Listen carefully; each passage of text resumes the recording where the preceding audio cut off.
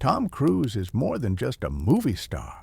He is a phenomenon, a force of nature who has defined blockbuster cinema for over 4 decades. He is the kind of actor who doesn't simply play a role, he embodies it, consumes it, and transforms it into something unforgettable. His name has become shorthand for action, dedication, and daredevil spectacle. But behind the dazzling stunts and billion-dollar box office, there is a human being, complex, ambitious, driven, and at times controversial.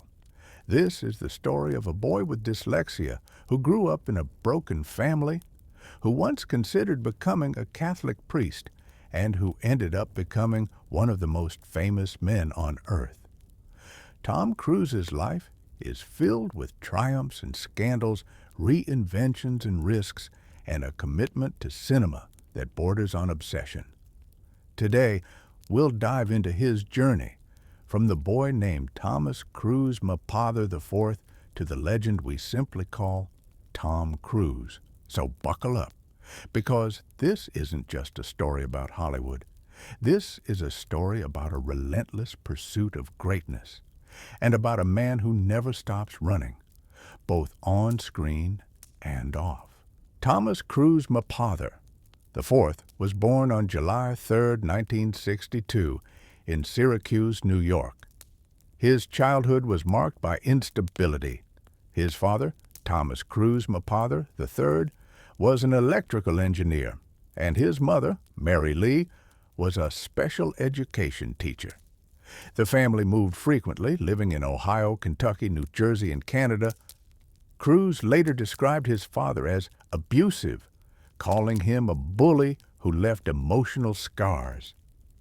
Young Tom grew up learning to fend for himself, to adapt quickly in new schools, and to use humor and energy as survival mechanisms.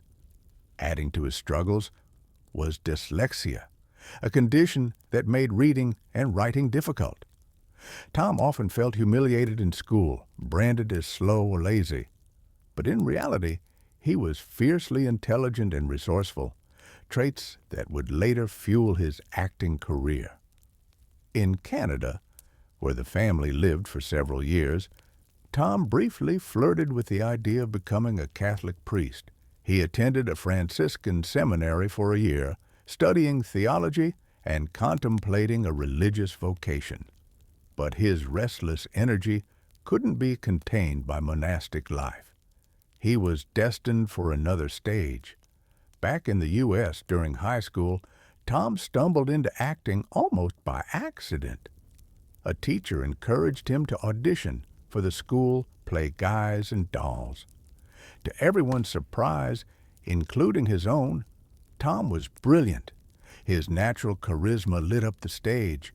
For the first time, he felt like he belonged. Acting wasn't just a hobby.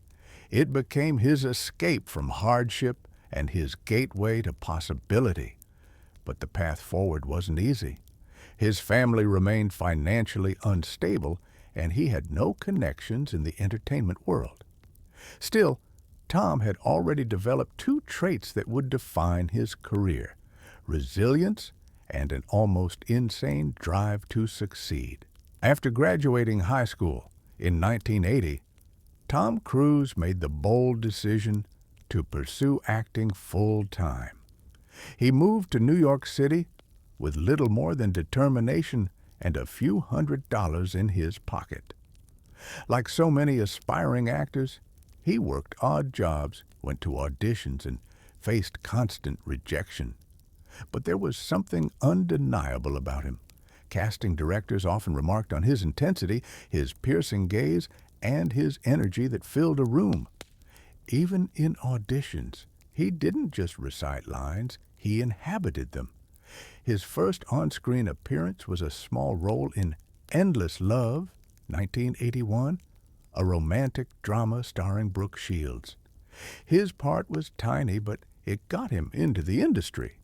That same year, he landed a bigger role in Taps, 1981, playing a military cadet alongside Timothy Hutton and Sean Penn. Though he wasn't the lead, Cruise's raw intensity made audiences and critics take notice. Next came The Outsiders, 1983, directed by Francis Ford Coppola. Cruise was cast alongside a group of future stars: Patrick Swayze, Rob Lowe, Emilio Estevez, Ralph Macchio, and Matt Dillon. The film didn't launch him into superstardom just yet, but it positioned him among Hollywood's rising generation. The real turning point came with Risky Business, 1983.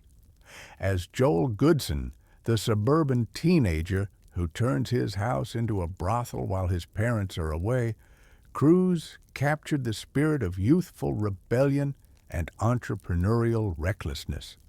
The film was a hit, and one scene in particular, Cruise dancing in his underwear to Bob Seger's old-time rock and roll, became iconic. Practically overnight, Tom Cruise was a star. But unlike many actors who fizzle out after a breakout, Cruise was determined to build a career, not just chase fame. He carefully chose roles that showcased his range and aligned with his ambition. Then came 1986, and with it, Top Gun. As Pete Maverick Mitchell, Cruise embodied the archetype of the cocky yet talented fighter pilot. His smirk, his swagger, his aviator sunglasses, everything about Maverick screamed cool. The movie wasn't just a hit, it was a phenomenon. It defined an era, boosted Navy recruitment, and turned Tom Cruise into the ultimate Hollywood poster boy. Top Gun grossed over $350 million worldwide, an astronomical number at the time. Cruise's star power was undeniable. He wasn't just a leading man, he was a cultural icon. But Cruise didn't want to be typecast. He sought out roles that stretched him beyond the pretty boy image. In The Color of Money, 1986, he played a pool hustler, mentored by Paul Newman. In Rain Man, 1988, he co-starred with Dustin Hoffman in a film that won Best Picture at the Oscars. Though Hoffman won most of the acclaim, Cruise's performance was crucial in grounding the film's emotional impact. Then came Born on the 4th of July, 1989, directed by Oliver Stone. Playing Ron Kovich, a paralyzed Vietnam War veteran turned anti-war activist, Cruise gave one of the most powerful performances of his career. The role earned him his first Academy Award nomination for Best Actor, proving he wasn't just a star. He was an actor of depth and conviction. By the end of the 1980s, Tom Cruise had achieved what few in Hollywood ever do. He was both a box office draw and a critically respected actor. And he was just getting started.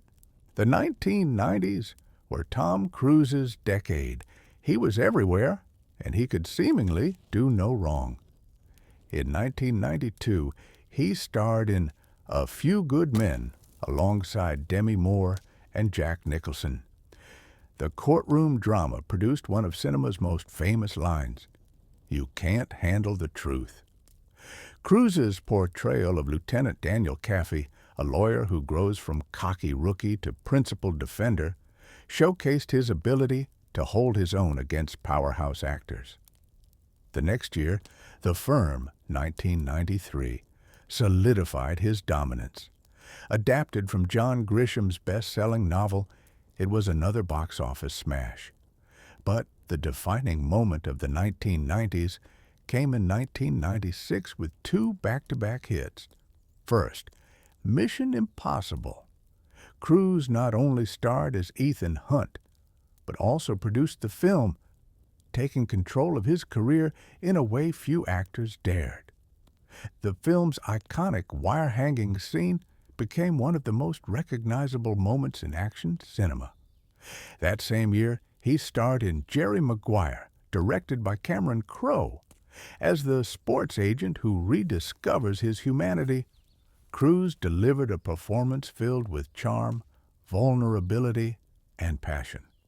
The film gave us unforgettable catchphrases like, "Show me the money," and "You complete me." For his work, Cruise earned another Academy Award nomination.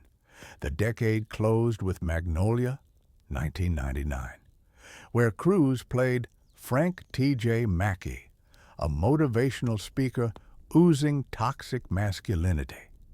It was a daring departure from his heroic roles, and it earned him yet another Oscar nomination. By the turn of the millennium, Tom Cruise was more than just a movie star. He was arguably the biggest star in the world. The new millennium brought new challenges and opportunities for Cruise. He kicked off with Mission Impossible 2, 2000, directed by John Woo. The film's over-the-top action and slow-motion style divided critics, but it was a massive financial success, grossing over $500 million worldwide. Cruise then collaborated with some of the most visionary directors of his time. With Stanley Kubrick in Eyes Wide Shut, 1999, he explored sexuality and psychological depth. With Cameron Crowe in Vanilla Sky, 2001, he dabbled in surrealism and existential drama. With Steven Spielberg in Minority Report, 2002, he starred in a groundbreaking sci-fi thriller about free will and technology. One of his boldest choices came in Collateral, 2004, where he played Vincent, a cold-blooded assassin. It was a complete inversion of his heroic image, and critics praised his chilling performance. But Cruise's off-screen life began to overshadow his work. His public association with Scientology became a lightning rod for controversy. His infamous appearance on The Oprah Winfrey Show in 2005, where he jumped on a couch to declare his love for Katie Holmes, became a pop culture meme. His heated argument with Matt Lauer on The Today Show about psychiatry and antidepressants further fueled criticism. Despite the controversies, Cruise's career didn't collapse. War of the Worlds, 2005, another Spielberg collaboration, was a massive hit. And with Mission Impossible 3, 2006, directed by J.J. Abrams, he proved that Ethan Hunt still had fuel in the tank. By the end of the 2000s, Tom Cruise was still standing, still producing hits, and still chasing the next impossible mission. By the late 2000s, some critics wondered if Tom Cruise's career had reached its peak. The controversies surrounding his personal life and Scientology had taken their toll, and a few box office disappointments had led skeptics to whisper that his reign as Hollywood's biggest star might be over. But if there's one thing Tom Cruise has always excelled at, it's reinvention. In 2008, he shocked audiences with a hilarious supporting role in Tropic Thunder. As Les Grossman, the balding, foul-mouthed, over-the-top studio executive, Cruise disappeared into the role. It was outrageous, unexpected, and utterly brilliant. For the first time in years, audiences saw Cruise not as a tabloid figure, but as a fearless performer willing to make fun of himself. Then came Mission Impossible, Ghost Protocol, 2011. Cruise raised the bar yet again by performing what was perhaps the most insane stunt of his career at that point, climbing the Burj Khalifa in Dubai, the tallest building in the world. With nothing but wires and an iron will, he scaled the glass skyscraper, dangling thousands of feet above the ground. The stunt was so breathtaking that audiences couldn't believe it was real. But it was. Cruise had proven that authenticity still mattered, and that no CGI could replace the thrill of watching a human being risk it all. The film revitalized the Mission Impossible franchise and reminded the world why Tom Cruise was still one of the greatest action stars alive. From there, Cruise kept the momentum going with Jack Reacher, 2012, Edge of Tomorrow, 2014, a critically acclaimed sci-fi action film with Emily Blunt, and Mission Impossible, Rogue Nation, 2015. In each of these films, Cruise continued his tradition of performing his own stunts, whether it meant hanging off the side of a military plane during takeoff or mastering complex fight choreography. By the end of the 2010s, Cruise was no longer just an actor. He was a brand, a guarantee that if his name was on a movie, you were going to see something extraordinary. If there was ever a role that defined Tom Cruise, it was Pete Maverick Mitchell. So when Paramount announced Top Gun, Maverick, decades after the original, many were skeptical. Could a sequel to an 80s classic really work in today's cinematic landscape? The answer was a resounding yes, released in 2022 after multiple delays. Top Gun. Maverick wasn't just a sequel, it was a phenomenon. Cruise insisted on practical aerial sequences, meaning the actors actually went up in fighter jets.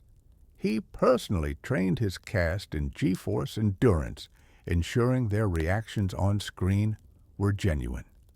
The result was a visceral, edge-of-your-seat experience unlike anything audiences had seen in years. The film became a cultural touchstone, grossing nearly $1.5 billion worldwide and revitalizing the theatrical experience after the pandemic. For many, it was their first time back in a cinema in years, and Maverick reminded them why the big screen mattered. Critics praised the film not just for its spectacle, but for its heart. Cruise's Maverick was older, wiser, but still carrying the weight of past regrets. His mentorship of a younger generation, particularly Miles Teller's character Rooster, added emotional depth to the high-octane action. With Top Gun Maverick, Tom Cruise did more than entertain. He reignited global passion for cinema. Some even said he saved Hollywood. No story of Tom Cruise is complete without addressing the controversies that have followed him throughout his career. His connection to the Church of Scientology has been a subject of fascination and criticism for decades. To some, Cruise is the religion's most prominent advocate. To others, he is a symbol of its secrecy and control. His marriages, first to Mimi Rogers, then to Nicole Kidman, and later to Katie Holmes, were all scrutinized intensely by the media. His divorce from Kidman shocked Hollywood, while his relationship with Holmes, complete with the infamous Oprah couch jump, became tabloid fodder. Yet, despite the endless headlines, Cruise has remained remarkably private in many ways. He rarely speaks about his personal life and keeps the focus on his work. His discipline is legendary. On set, he is the first to arrive and the last to leave. He trains relentlessly, learns every technical detail of his stunts, and expects the same level of dedication from those around him. This intensity has earned him both admiration and criticism. Some co-stars describe him as inspiring. Others say he can be intimidating. But one thing is clear. For Tom Cruise, filmmaking is not just a job. It's a mission. One of the defining aspects of Tom Cruise's career is his commitment to doing his own stunts. From scaling skyscrapers to piloting helicopters, Cruise has turned real danger into his artistic signature. In Mission Impossible Fallout 2018, he broke his ankle while performing a rooftop jump, but instead of stopping, he finished the scene before seeking medical attention. That take made it into the final cut of the film. In Mission Impossible Rogue Nation, he clung to the side of an Airbus A400M as it took off, with no green screen, no stunt double, just Cruise and a harness. The sequence became one of the most talked about stunts in cinema history. For Top Gun Maverick, he personally flew fighter jets, training for months to handle the intense physical strain of aerial maneuvers. And for the upcoming Mission Impossible Dead Reckoning installments, Cruise unveiled his most ambitious stunt yet, riding a motorcycle off a cliff and parachuting into a canyon. The behind-the-scenes footage of his preparation went viral, reminding the world that even at 60 years old, Tom Cruise is still raising the bar for action cinema. Why does he do it? For authenticity, for the thrill, but also perhaps because it is who he is, a man who cannot stop running toward the impossible. As of today, Tom Cruise stands as one of the last true movie stars. In an age where franchises often matter more than the actors within them, Cruise is the rare exception. People don't just see Mission Impossible because it's an action franchise. They see it because it's Tom Cruise. His films have grossed nearly $12 billion worldwide. He has worked with some of the greatest directors of all time, from Martin Scorsese to Steven Spielberg to Stanley Kubrick. He has redefined what it means to be an action star and has given performances of immense dramatic depth. But beyond the numbers, his legacy is about commitment. Commitment to his craft, to his audience, and to the belief that cinema should inspire awe. Love him or criticize him, Tom Cruise has spent his life chasing greatness and, in many ways, achieving it. As long as he keeps running, climbing, flying, and risking it all, the world will keep watching. Tom Cruise once said, "I feel the need for speed." It was a line written for a character, but in truth, it became the anthem of his life. From a boy with dyslexia and a broken family to one of the most recognizable faces in the world, his journey has been filled with triumph, controversy, reinvention, and relentless ambition. This has been the story of Tom Cruise, a legend who continues to chase the impossible, and who reminds us, with every breathtaking stunt and every unforgettable performance, that movies are meant to thrill, inspire, and connect us. And as long as there are impossible missions to accept, Tom Cruise will be there, defying gravity and time itself. You've just listened to another story from StoryVault, a place where lives, legends, and moments are kept alive. If this journey spoke to you, if it made you think, smile, or see the world a little differently, do me a favor. Tap that like button and subscribe to the channel. Because here at StoryVault, there's always another story waiting to be told. And I'd love to share it with you.